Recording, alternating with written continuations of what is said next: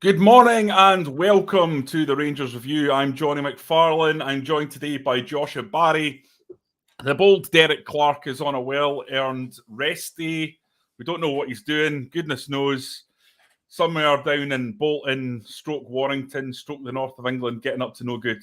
Whereas us mere mortals, Joshua, we're stuck here. But listen, where would we rather be? Let's be honest. Indeed. The day after a decent Old Firm performance, this is where you want to be discussing it, picking it apart. Now, Josh, you have been pulling apart all the StatsBomb data this morning. Let's have a wee chat about what the facts tell us about this game. Not our opinions, the facts. Yeah, indeed. Well, I mean, there's lots to pick apart, Jonny. I think there's a few things that stand out to me that I'll take you through. We'll go for the raw stats first, which was, I've got in front of me here, Rangers had 5 shots on target to Celtic's 1 shot on target. Possession evenly split. Pass completion, Rangers only completed 73% of their pass, and we can come back and speak about that later because I actually don't think that was a bad thing. Pressure is very similar, only Rangers made 3 more pressures, 173 to Celtic's 170. The XG, expected goals, Rangers 1.44 to Celtic's 1.1. But there's another stat, Jonny, that we sometimes bring up on the Rangers Review morning briefing, which is on-ball value. If you don't know what on-ball value is, it kind of quantifies every action that takes place on the pitch. So to use an example yesterday, Jonny, you'll remember when Borna Barisic helpfully took the ball off Ryan Kent's toes as Ryan Kent was about to burst into the Celtic penalty box. Now that obviously won't, there's no shot at the end of that, so that won't show up in the expected goals. But it's still a moment that kind of increased the likelihood, and not Barisic's touch, but Kent's run, increased the likelihood of Rangers scoring. So what on-ball value does is it takes all that into account. And Rangers on-ball value yesterday was 1.38 to Celtic 0.71. So box to box, quite a similar game for me. I think when you look at the pressures, the passes, the shape of the team. But I think Rangers' chance creation was better. And I think maybe that's because Rangers placed more emphasis on preventing Celtic than Celtic did on preventing Rangers. I think Van Bronckhorst set his team up well to enable that. And the last one, which we can maybe come on to speak about just now, Jonny, Ryan Kent's chance, which he missed on 12 minutes, which is when he kind of steals in on Anthony Ralston and misses the target. That had an expected goal of 0.24, so out of 100 times that should go in 24, whereas Jota's chance that he gets on the wrong side, or the good side in his opinion, of Barisic had an expected goal of 0.17, so 17 times out of 100 he scores that goal. And for me, that was quite emblematic of Rangers' season, whereby they've not taken chances like that throughout the season. Yeah. The opposition has done, and that's ultimately what leaves them in this position. So I think a game that, as you say, there's a lot of positives out of it, but equally, I'm sure for a lot of people, a lot of frustration, because you look at that game yesterday and you think of those stupid goals that were conceded against Motherwell, Ross County, Aberdeen, and ultimately that's what has eventually caught up with Rangers to leave them 6 points behind at this stage. Everything needs context, Joshua, doesn't it? And the context behind this game is a Rangers team who have been decimated by injuries in the forward areas. Aaron Ramsey's the big money signing in January, has barely played, in and out when he has been available. The number one striker, the talisman, the guy that you don't want injured more than anyone else, Alfredo Morelos, is out. Then his replacement, who comes in and actually fills the void pretty well, gets injured too. So the performance and the result has to be measured in context of that. Rangers had no focal point in this game. For me, Joe Aribo looked like a guy who was trying to play a role that he didn't really know how to play. It was his first time essentially starting a game there as a sort of false nine, and didn't exactly cover himself in glory, although he worked his backside off like everyone else. Mm-hmm. And that larger narrative informs, I think, how we view the performance and how we view the result. The stats say there that Rangers would have won that game 42% of the time. They would have drawn or won it 71% of the time. So a positive result at Parkhead 71% of the time tells you that overall that's a pretty good statistical performance from Rangers. There was a number of chances, obviously, in the game. but it seesawed, didn't it, Josh? I mean, it was a strange game, and I'm starting to have a thesis about Celtic. I'm going to throw it your way, and I think it's going to inform the matches going forward. I think Celtic and the way they play means they lose. They run out of huff and puff at about the 55 to 60 minute mark because they're asked to do this in super intensive Ange ball. And it's happened now in every single game between Giovanni van Bronckhorst and Ange Postecoglou. We saw it in the first game. Celtic started like it was incredible, their start. The intensity, the passion of the crowd, I think, helped fuel that.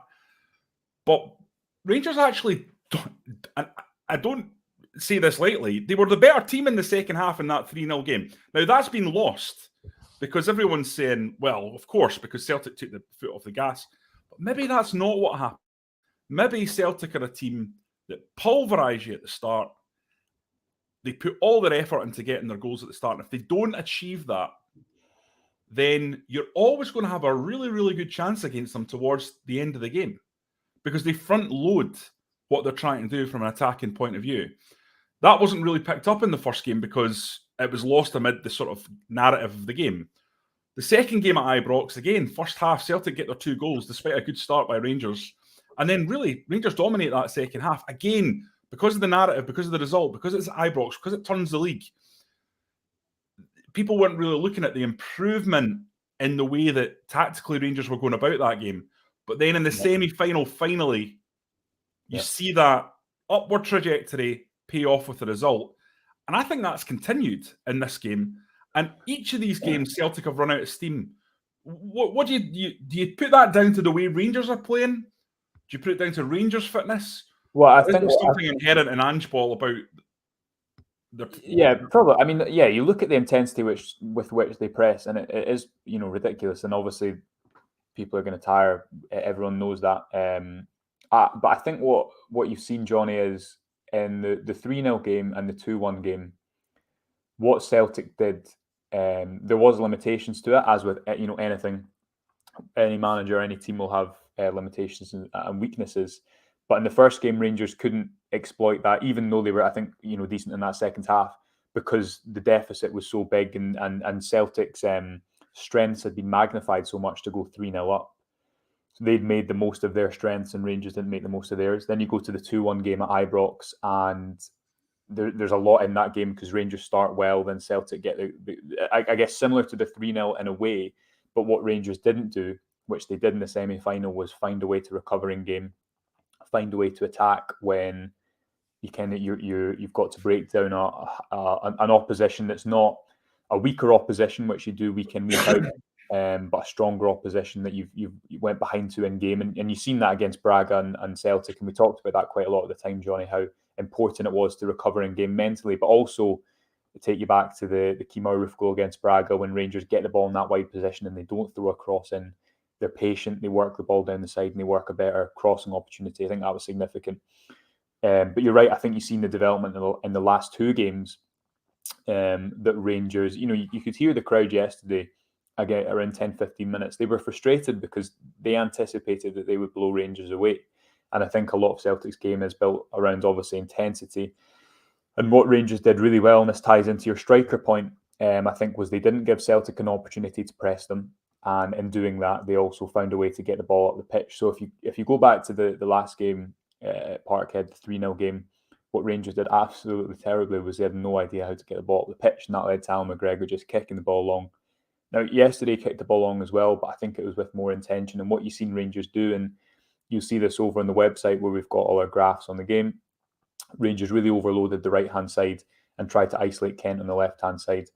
And what Rangers would do so often to get the ball up the pitch is they'd either fight for second balls or they'd play the ball out to the side of the pitch where Celtic were kind of understaffed because Celtic had thrown so many bodies forward in anticipation of the press. And I think what that did really well was, as I say, it gave Rangers a route up the park, but it just kind of took out Celtic's press in a number of occasions. And you go back to what Guardiola famously did against Klopp's Dortmund when he put Xavi Martinez up front, who was a centre-back.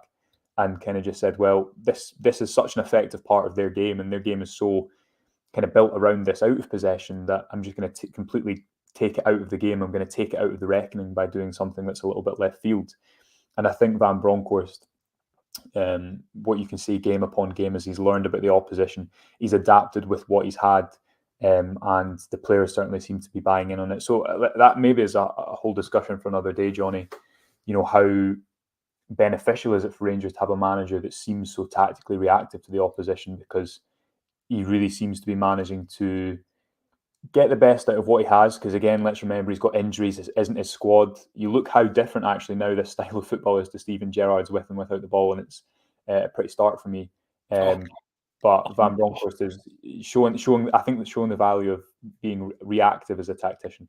100%. I've been watching these games closely, obviously, as you have, and I just see an enormous difference in terms of tactics, substitutions, changing games compared to Steven Gerrard's time at the club. Now, obviously, Steven Gerrard's Rangers was an incredibly tactically sophisticated outfit, but they had a different way of playing, and they had one way of playing.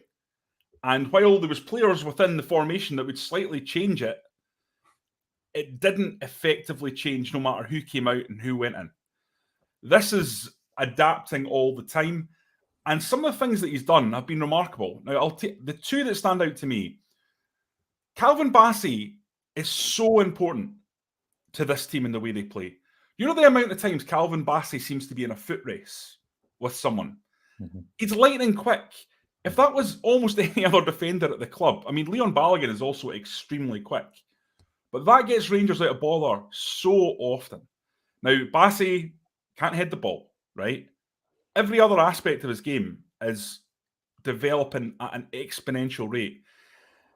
The fact that he's seen and pinpointed him as a central defender, I think shows a real ability to kind of think outside the box of players. I could go on about Bassey for a long time, because I really do think he's destined to be a really top player. You've got to remember, grounding in the Premier League, what does that mean? He's homegrown, which is one of the things that adds like a 5, 6, 7, 8 million pound premium to players down there. So he doesn't come in as a player that's going to disrupt the balance of a squad for a Premier League club. He's 22 years old. He's a mountain. Physically, people are bouncing off him left, right and centre at the top level in Europa League. Bassey, the absolute number one thing in the summer, and Rangers have made a mess of the contracts, Josh, a mess of it.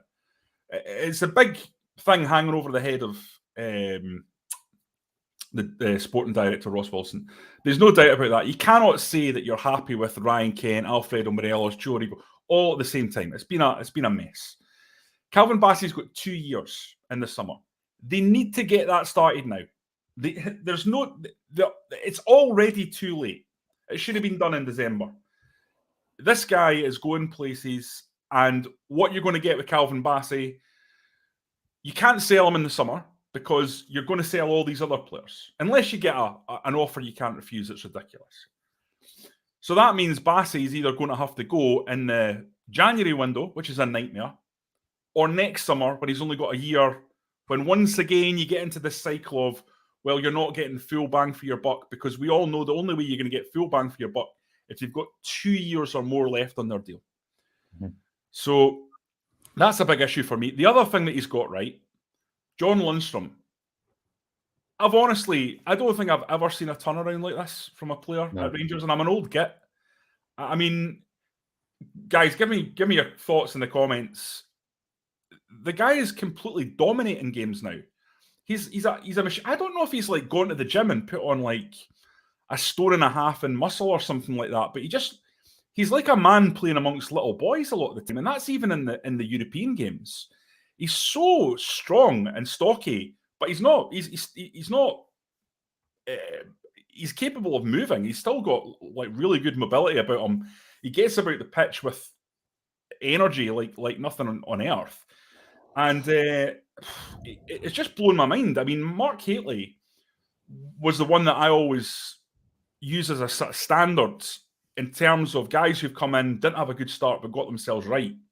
And Mark Hateley, to do that, got himself free of injury and put on muscle mass. I think it was about a stone he told me when I spoke to him about it, that he put on, because he realised the physicality of Scottish football required a bit more than what he was used to in France with Monaco, and certainly in Italy with AC Milan. And Mark Haley, is an absolute legend. I think one of my favourite players who ever played for Rangers. John Lundstram is going down that same route.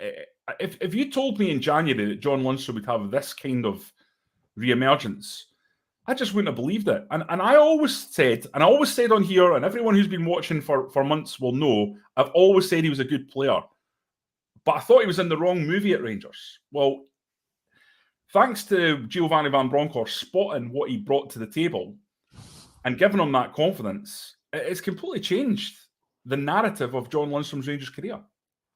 Yeah, well, I mean, I think I was speaking to Rangers Review contributor Craig Vickers about this last week, and speaking about, from his opinion, it's no coincidence that Lundstram and Bassey are certainly two of the 3 or 4 or 5 players, Jonny, that you think will be in that starting 11 next season. And obviously there'll be a lot of turnover this summer, we think.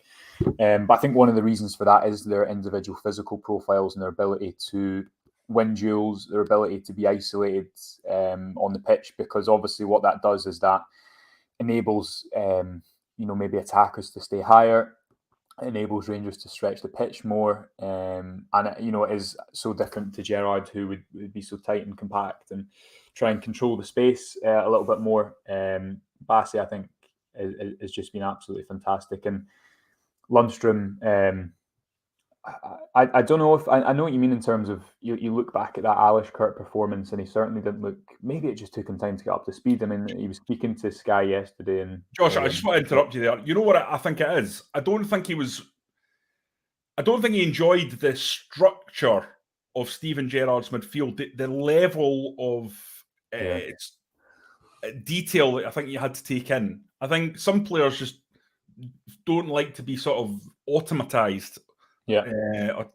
In roles, and I felt looking at it, he just didn't really like not having that freedom. Well, you go back to that Dundee United game, the 1-0 defeat. I think it was third game of the season or something, second game of the season. It was very early on, and in hindsight, he spoke about that, about having to learn the kind of tucking in, covering the fullback. And you're right, it was very automated, the movement, the build-up patterns. And you look at Lundstram over the last 4 days or 5 days, Jonny, and in Leipzig he's playing in the middle of a back three, effectively a bit of a sweeper, although he's not playing behind the defensive line, but he's kind of the one that's got the responsibility to step up or step back. And then you look at him in the first half yesterday, and he's making box-to-box runs beyond, and I think he's just an absolutely brilliant player. And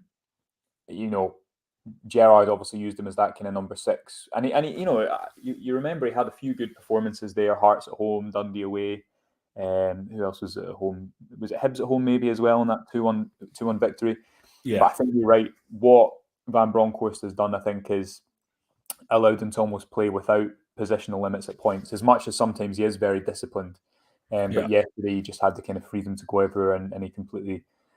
Really did dominate that game, and I thought Stephen Davis as well, for the area he was on the pitch, was kind of as classy as he usually is. So the midfield certainly propped up Rangers yesterday. Yeah, absolutely. Got a really good question here about Conor Goldson. I know we've kind of touched on this over the months, but we're getting to that end of season stage where, again, it comes to the fore with the chances of him leaving. Ross has asked, I'm curious what you think about Conor Goldson. Genuinely do not think we can replace him. Should we really push the boat out to secure his signature? I think it's massive for us to keep him. I'll go first, Josh, on that one. I don't think, Ross, that you can replace Conor Goldson, because when Rangers signed him for £3 million, he wasn't the Conor Goldson that he is now. He's now become a top Europa League class centre back. I'm amazed that there hasn't been more paper talk about Conor Goldson's next move, which makes me think it's already tied up. I've said before, I think that I'd be surprised if Aston Villa weren't sniffing about. Steven Gerrard loves him. I think if he can do it at Europa League level, there's no reason why he can't go down there and do it. He's a leader. He organises the dressing room. He's an organiser on the pitch. Premier League would be very attractive to him. It might not be Aston Villa. To me, you look at those performances that he's given and you wonder why teams in Germany, for example, teams in Portugal aren't going, well, here's a guy that can come straight in and slot into our style of football right away. He can ping a ball 60 yards, no problem. He's a very good defender. He's good in the air. He'll dominate in our leagues. I think that suggests to me that there's something going on behind the scenes. Could Rangers still agree a deal if they gave him the deal that he wants, if they broke their wage structure or whatever? I understand that he is wanting a lot of money. I don't know. I don't think so. I think it would have been done by now if it was as simple as that. Perhaps Conor Goldson just feels like his time is up and he wants to get him and his family back down to a slightly more sedate lifestyle. Remember, they call it a goldfish bowl for a reason. Glasgow is an intense place to play your football. And especially if there's an offer of Premier League football, La Liga football, Serie A football at the end of this, then it's a stunning opportunity for his career. And he's left Rangers, I would say, a legend, because no matter how this season goes, he's been a linchpin, played every game in the 55 title. You know, people will still be talking to him about this in 20 years. Joshua will be on the phone to him in 30 years' time when Josh is in his mid-50s as a journalist in Scotland, if he's still in Scotland, because that's the level of achievement of that season. And people might dismiss that, and people might get annoyed if things go wrong this season, but ultimately, it'll still be talked about. These guys from 2008, 14 years on, are still getting calls about it every year. You know, the anniversary of reaching the UEFA Cup as it was then, the Europa League as it is now. And that's the case going back. I mean, I was reading interviews with guys who played in previous finals over 50 years ago. Not even the one in Barcelona, ones prior to that against Bayern Munich. So that's what happens at Rangers. You become a part of the club's history and you become intrinsic to the fabric of the overall family based on your achievements. And I think Conor Goldson will be part of that. Personally, I'd love to see him stay. He's a superb player. He's as good a centre-half as Rangers have had.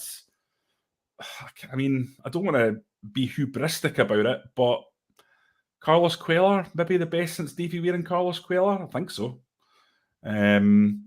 So you don't want a player like that walking out the door for nothing when he's 29, but it's perhaps just the way the cookies crumbled, and I do think Rangers have been poor on the contract front. There's no doubt about that. I think that'll probably be recognised by people within the club, that there's far too many players who've been able to get down to this twilight hours of their contract without being able to sort of get tied down. I mean, he did well to get Glenn Kamara, kudos for that one, but Morelos, Aribo, Kent, you know, it's Lowry.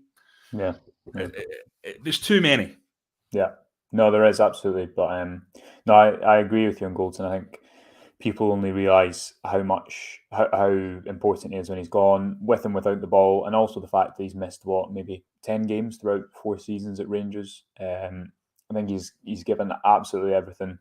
You know, sometimes after a Thursday game going into a Sunday game, Jonny, I feel a bit tired, and you think, gosh, another game this week. Can you imagine how knackered these guys must feel if they allowed themselves to after the amount of games they've? What are they at now? Over 50 games this season, probably. Yeah, well over. Yeah. I mean, it's crazy the amount of, and you go back to Goldson's comments after the semi-final Old Firm win 2 weeks ago, and he was saying, "Yeah, I was tired this morning, my legs were sore, but you kind of, once the game starts, it takes over." So I think the commitment and dependability of players like him and Tavernier is sort of really admirable. And if there was any way to keep Goldson, I'd be pushing the boat out on that. I don't understand any criticism of him whatsoever, and I think, as I say, people only realise quite how good he is when he's gone, and if that is the summer, that'll be a shame. Yeah, Josh, listen, we've talked for 24 minutes about aspects of the game and surrounding the game. I just want to touch on one thing, which is VAR. I thought there was a number of decisions in the game that just had me scratching my head, but 2 in particular in terms of offside calls that could have been decisive. So the first one was Dyson Maeda, and I've tweeted about this. If you want to have a look at my Twitter at Jonny R. McFarlane, you'll see the still at the very moment Matt O'Reilly pokes the ball through to Dyson Maeda. He's 3 yards offside.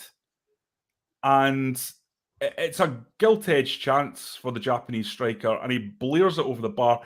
And that's thankful for Rangers, because let me tell you, there would have been a lot of controversy if that had gone in, because the linesman's looking straight down the line, and somehow he's not seen that Maeda's offside.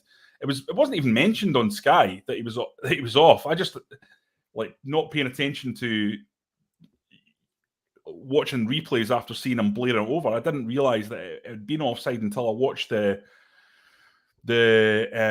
sports scene later on in the evening. And that was a moment that could have gone very, very badly wrong for Rangers. And then you've got another moment where Fashion Sakala is clearly onside.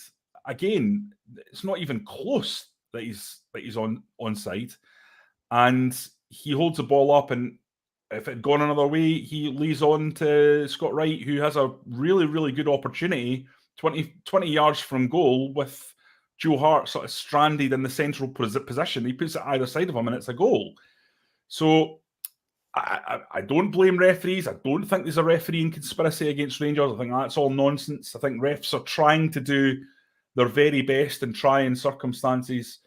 But for me, it just underlines that they need to get VAR in as quickly as they possibly can. And initially, Joshua, in terms of next season, my feeling was it was silly for them to bring it in the January after the World Cup, because I thought what will happen is it's inevitable that a decision will go against Rangers or Celtic that would have been overturned with VAR prior to the window, and then post-window, when VAR's introduced, that'll be the decisive factor in the season. It's just inevitable that something like that will happen. But regardless, I just think they need to get VAR in and help these guys as quickly as they can, because football's just played at such an intense pace now. It's impossible for these guys to keep up. Yeah, and you go back to, I think, Beaton did an interview when they were kind of almost lobbying to bring VAR in, and he was saying, with managers now having iPads on the bench, everyone having their phones on them, the irony is that you could have a decision like that and everyone in the stadium has seen it apart from the referee. Yeah. So, it's a ridiculous situation. The quicker they get it sorted is the better. At least we've not had a situation where it's been rejected in the vote. I think that would have been, ridiculous, but not improbable in Scottish football. So I agree with you, get it in as quickly as possible, and I just think it will help the referees, because especially when referees aren't full time and all these other factors, I think you need to give them as much help as they can get to allow them to make the best decisions. Joshua, looking at the season so far, do you think the best team is going to win the league? Well, I mean, you have to look at the fact that Celtic have not lost a game in 28 league games. Now, I don't think the standard of the league is very good. I don't think there's a good team outside Rangers and Celtic. I think Hearts have good individual players, but I don't think they're a great team. Hibs, Aberdeen, how many players outside of those two, the big two, would you see playing for one of the big two? Off the top of my head, I can think of Barrie Mackay. I think he's had a really good season, but not many. You also look at the kind of underlying numbers, the expected goals for and against, and Celtic have been on top of that throughout the season. Obviously, that's not always the entire picture. You see that with the on-ball value stuff we were talking about at the top of the show. And then you've also got to consider, well, what is the best team? Is the best team the most consistent team? Is the best team the team who has the highest performance ceiling? Because obviously you've got to look at Rangers' European adventure and say that is an example of how high their performance ceiling is. But ultimately, it's the team that is most consistent. And I think what Rangers' big mistake is, and this goes back to last summer when Rangers are banking on continuity the continuity of last season, the 25 points and that margin taking them to the league this season if it didn't take them to the Champions League last season. Rangers probably didn't bank on Celtic being as strong as they are this season. And ultimately, you can't rely on anyone else to win the league. And Rangers, the amount of points that they've dropped means that they're not in a position to do that. So there's lots of factors to that question. Ultimately, I think the classic is that the league table doesn't lie in terms of the team that picks up the most points is the best team in that domestic league in that season. But I think what this last month has shown, if you go back to when Rangers are 6 points behind and they lost at Ibrox, and you start to think, well, is the template here for Van Bronckhorst to make this work? Have Rangers completely demolished their position of strength? I think what this last month has shown to me, Jonny, is Van Bronckhorst is certainly in the small sample size we've seen, I think he's a very good coach, a very good in-game coach. I think he's starting to adopt and get across his identity on the ball and off the ball. I think Europe is a really good barometer of how far he can take this team. And I think Celtic, for as good as they've been, you've seen in the last couple of games some of the limitations that maybe they'll have to adapt their game as well. So that's a long-winded answer. I think there's lots of ways to judge how good a team is. But I think certainly Rangers will look at this at the end of the season and there'll be so much frustration at all those drop points because they didn't reach their level in those games. They didn't hit their tempo. And you look at those individual goals. I always think of that goal at Ross County as probably one of the most important in the league season, because that meant that Rangers then went behind when they lost the Old Firm, because they obviously dropped 2 points at the weekend, and then Celtic scored, I think, a late goal against Dundee United that day as well. That was a huge turning point. Yeah, so you look at moments like that, and you think, that's I think what dictates league titles, and that weekend will always stick out to me as the one that probably decided the course of this league title, unfortunately. Yeah, for me, Celtic could not do what Rangers have done in the Europa League. They would not have got to this stage against the same opposition. But Celtic are better at dealing with the Premier League sides than Rangers. That's obvious to me. And their XG that you mentioned and people talk about all the time comes from the core idea that Ange Postecoglou has for Celtic, which is about pouring men into the box, dominating the ball, suffocating sides, being in total control, but getting so many men forward that they're an irresistible force. And they've racked up goal after goal against some of the poorer teams in the SPFL. Mm-hmm. And that's what I think Giovanni Van Bronckhorst has to address for the league next season. We've talked about how Rangers don't have enough goals in the team. And I don't think there's any argument about that. Never mind without Alfredo Morelos and Fashion Sakala with them. And Kemar Roof with them, they don't have enough goals. Yeah. They don't have enough goals from wide. They don't have enough goals from midfield. And that's something that needs to be absolutely rectified if Rangers are going to retain or re-win this title. And Jonny, see, just on that, finally, Sakala, I know we've not really spoken about him today, and he's a player that is kind of so confusing. That's a good way to put it. Yeah, he is. But I think actually, when I was thinking about it yesterday, I was thinking, do you know what? He probably isn't that confusing. He's probably just got limitations to his game, but he's got really good bits to his game. And I think what he can offer Rangers, I don't know if he's one of the players you build a team around domestically, but what he can offer Rangers, and you see this in the last two league games, Motherwell and Celtic, is he's direct and he'll play from wide and he'll score you goals. And that's what Rangers have lacked throughout a number of seasons, is someone who might not, give you the performances Ryan Kent can in Europe, but he's going to score against Dundee away, Aberdeen at home, and Celtic away. And I think that's an important factor for next season. Get players that will score you goals and try and balance that out, because, as you say, that's certainly been lacking. When you look back to the front three that was playing in February and March of Arfield, Kent and Morelos, for me, that never has enough goals, natural goals, and that to win your league.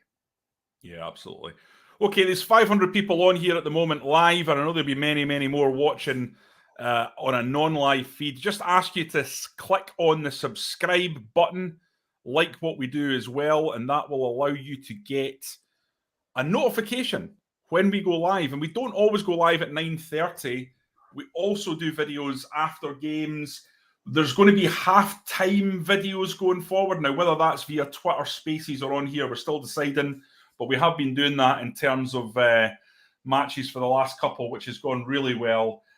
I'd also say this is the last day. We've got a terrific deal on the website, so please go on there and support us. We cannot do these daily videos, and we know you love them, unless you support us. It's only £1 for 2 months of Rangers Review coverage. It goes up to $2.99 after that, but you can cancel at any time. But if you go on there, subscribe, you get access to all our content, ad light content as well. So it's not going to be chocker full of adverts. And you get all of Josh's analysis, my opinion pieces, features, Derek's opinion and features as well. We've got tactical stuff from various freelance guys and opinion from fan media folk as well. You get tons, absolutely tons on the website. So please go on there and do that. You're also, and this is a big bonus, thrown into the mix for a signed Rangers shirt. That's every member of the first team has signed this, and one lucky £1 subscriber will win that. And that's going to be an incredible piece of Rangers history, I think, because I'm predicting that Rangers are going to get past RB Leipzig on Thursday and go all the way to the Europa League final. Joshua, we've kind of ignored that tie because we've got another 3 days. Yeah.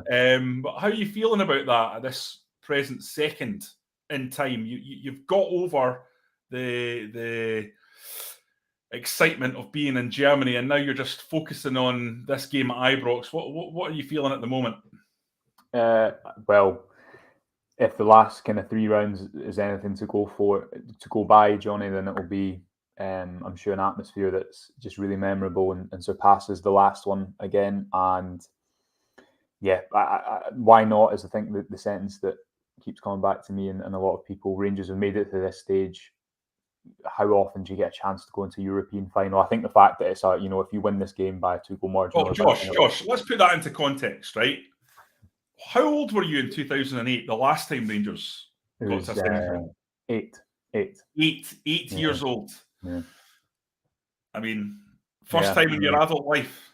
I know, and I didn't think it would happen again, certainly so soon. So really looking forward to it. Obviously, we'll have loads and loads of content building up to it, Jonny. You just think how memorable it will be if Rangers manage to do it. And if the PA plays, I'm feeling it at full time. Hopefully, that's what I'm hoping for, because that's always fun.